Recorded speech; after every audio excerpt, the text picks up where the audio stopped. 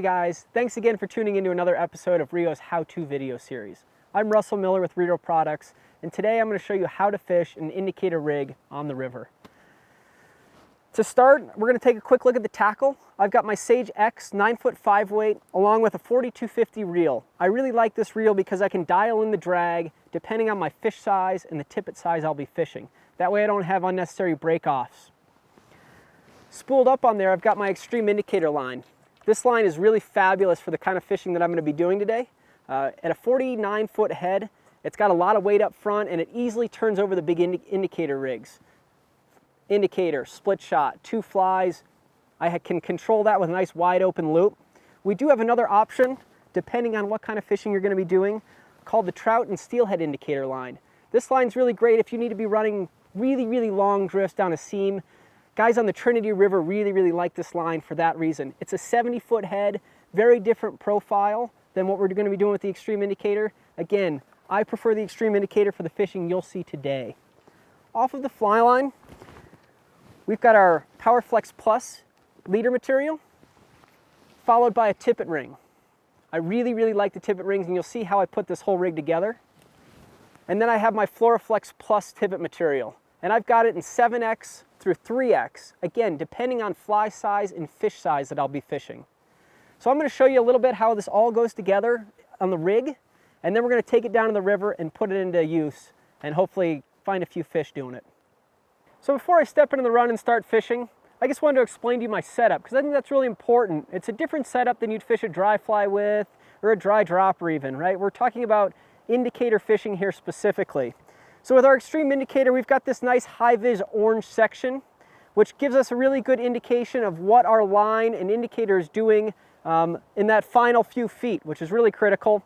In addition to that, it features Rio's Max Float tip, which floats much higher than the rest of the line, which allows us to really do accurate small mends. I've looped on my PowerFlex Plus leader, and I've chopped it off a little bit. This serves as a really nice butt section for me to slide my indicator up and down on without damaging the material.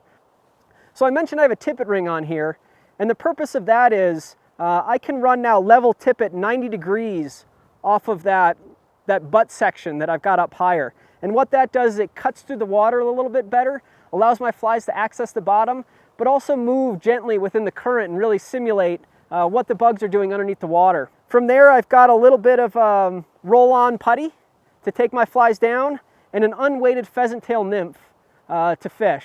Again, you can fish 2 flies here. For ease of sake, I'm just going to fish 1.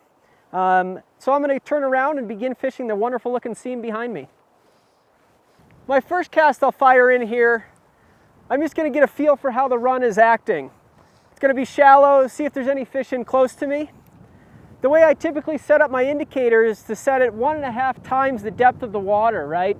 So if I'm going to fish knee-deep water, I'm essentially going to be up to my waist as far as depth goes. And that's why it's really important to have everything land in a straight line. So we want our fly, split shot, indicator to all land in a straight line.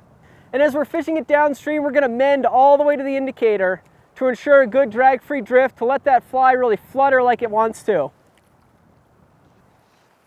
I'm going to throw it out there again.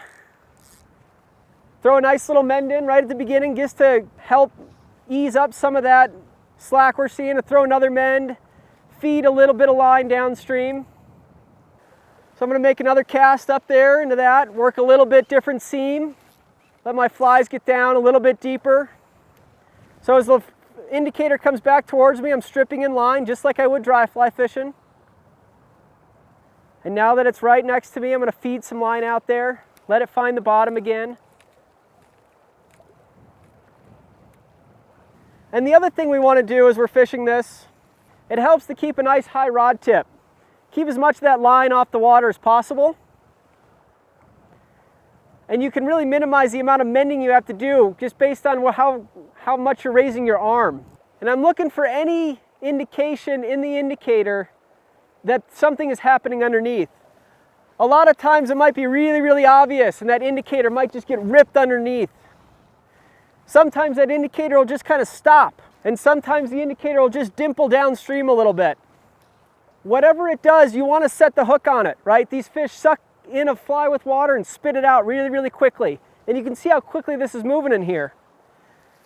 So when we set the hook, we always want to set the hook and drive it downstream, right? The fish are sitting upriver. We want to pull that hook right back into their mouth.